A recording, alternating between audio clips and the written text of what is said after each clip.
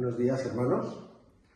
Pues vamos con este tercer domingo de Adviento y acordaros que de aquella brújula que nos habló Marta en el primer domingo, que marcaba los 4 puntos cardinales, y en el primero vimos la búsqueda, en el segundo vimos la espera, y este tercer punto cardinal y este tercer domingo de Adviento, pues vamos a hablar de la reconciliación, que era otro de los puntos que marcaba esa brújula.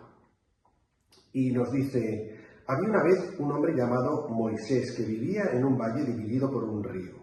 En un lado estaban las casas del pueblo, llenas de vida y risas. En el otro las montañas donde él había construido su cabaña, buscando alejarse del dolor y de los demás. Había discutido con amigos, con su familia y sobre todo consigo mismo. Le dolía mirar atrás, así que eligió el silencio y huyó.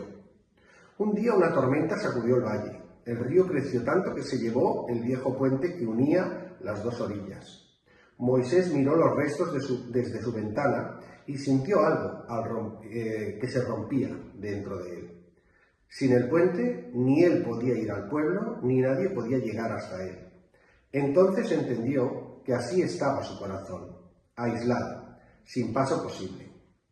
Esa noche, mientras las nubes se abrían y un rayo de luna iluminaba el valle, Moisés oró por primera vez en mucho tiempo. Dios, no sé cómo empezar, pero tú sí que puedes. Ayúdame a construir un nuevo puente. A la mañana siguiente salió con sus herramientas. Día tras día, con manos temblorosas, comenzó a reconstruir la estructura. A veces el viento tiraba lo avanzado, otras veces la lluvia le hacía dudar. Pero seguía. En cada golpe de martillo, Moisés no solo unía tablas de madera, también unía pedazos de su alma. Dios estaba trabajando con él. Un día, mientras trabajaba, vio del otro lado a su hermana, trayendo tablas para ayudarla. Luego vino un amigo, luego un vecino, y juntos terminaron el puente. Cuando por fin lo cruzó, Moisés sintió que no solo se había reconciliado con los demás, sino también consigo mismo y con las circunstancias que antes lo habían herido. Comprendió que la reconciliación no es olvidar el pasado, sino permitir que Dios, que es el gran constructor, use los fragmentos rotos para hacer algo nuevo y más fuerte. Desde entonces Moisés miraba el valle y pensaba: Dios no borra los ríos que nos separan, pero siempre nos enseña a construir puentes. Nos cuesta reconciliarnos con los demás, con la familia que nos hirió, con los amigos que se alejaron, con los compañeros que nos fallaron, o con los hermanos en la fe que no estuvieron a la altura. Pero muchas veces la reconciliación más difícil es con nosotros mismos. No aceptamos nuestras debilidades, nuestras decisiones o las circunstancias que nos rodean. Nos cuesta perdonarnos. Sin darnos cuenta, seguimos cargando un peso que Dios ya está dispuesto a quitar de nosotros. La Biblia nos enseña que la paz y la reconciliación comienzan en el corazón y que alimentar un resentimiento es malo. Es malo tanto para el cuerpo como para el alma. El corazón apacible es vida de la carne, mas la envidia es carcoma de los huesos. Proverbios 14:30. Un corazón en paz, reconciliado consigo mismo y con Dios, trae vida. Cuando vivimos con rencor o culpa, es como si el alma se desgastara poco a poco. Nos cuesta reconciliarnos con los demás. En la vida diaria nos enfrentamos a situaciones que rompen nuestras relaciones, malentendidos familiares, traiciones entre amigos, diferencias en el trabajo o decepciones con quienes esperábamos más. Pero la Biblia nos enseña que Dios nos llama a la reconciliación, porque no puede haber verdadera paz si vivimos cargando rencores. En Romanos 12:18 el apóstol Pablo escribe: si es posible, en cuanto dependa de vosotros, estad en paz con todos los hombres. Esto significa que la paz no siempre depende del otro, sino de nuestra disposición a perdonar y dejar el resentimiento. Bienaventurados los pacificadores, porque ellos serán llamados hijos de Dios. Mateo 5:9. Reconciliarse no siempre significa volver atrás, pero sí significa avanzar en paz. Dios no nos pide que neguemos el dolor, sino que lo convirtamos en una cadena que nos impida avanzar. Ejemplo bíblico, José y sus hermanos. Podíamos leerlo en Génesis 45. José fue vendido como esclavo por sus propios hermanos.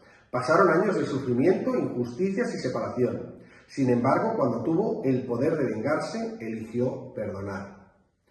Y les dijo: no os entristezcáis, ni os pese haberme vendido, porque para preservación de vida me envió Dios delante de vosotros. José entendió que detrás del daño humano estaba el propósito divino. La reconciliación con sus hermanos no solo restauró su vida, sino que también trajo bendición a toda una nación. Así también nosotros, cuando perdonamos, te traicionó o te faltó al que te hirió, no esperes que te pidan perdón para liberar tu corazón. El perdón no cambia el pasado, pero sí transforma tu presente. También nos cuesta reconciliarnos con nosotros mismos. Quizá lo más difícil sea aceptarnos y perdonarnos a nosotros mismos. A menudo cargamos culpas por errores del pasado, decisiones equivocadas o cosas que no pudimos cambiar. Pero Dios nos llama a vivir en libertad, no en condenación. En Proverbios 24:16 leemos: porque 7 veces cae el justo y vuelve a levantarse, mas los impíos caerán en el mal. Esto significa que callar no nos hace indignos del amor de Dios. Nos recuerda que Él nos levanta cada vez que lo buscamos, en contraste con los impíos, que no se levantarán jamás. Reconciliarse con uno mismo es aceptar el perdón de Dios y soltar la vergüenza. Como ejemplo bíblico encontramos que Pedro, después de negar a Jesús, en Juan 21, del 15 al 17, Pedro niega 3 veces a Jesús, y su culpa es tan grande que llora amargamente. Sin embargo, cuando Jesús resucitó, fue a buscar a Pedro.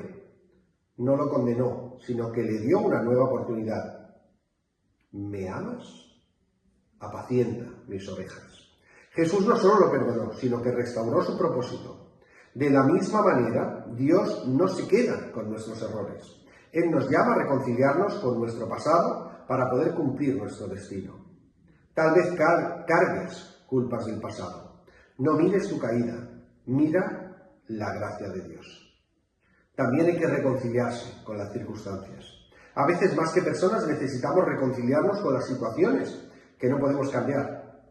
Enfermedades, pérdidas o caminos que no salieron como esperábamos. Aceptar el presente no es resignarse, sino confiar en que Dios sigue teniendo el control.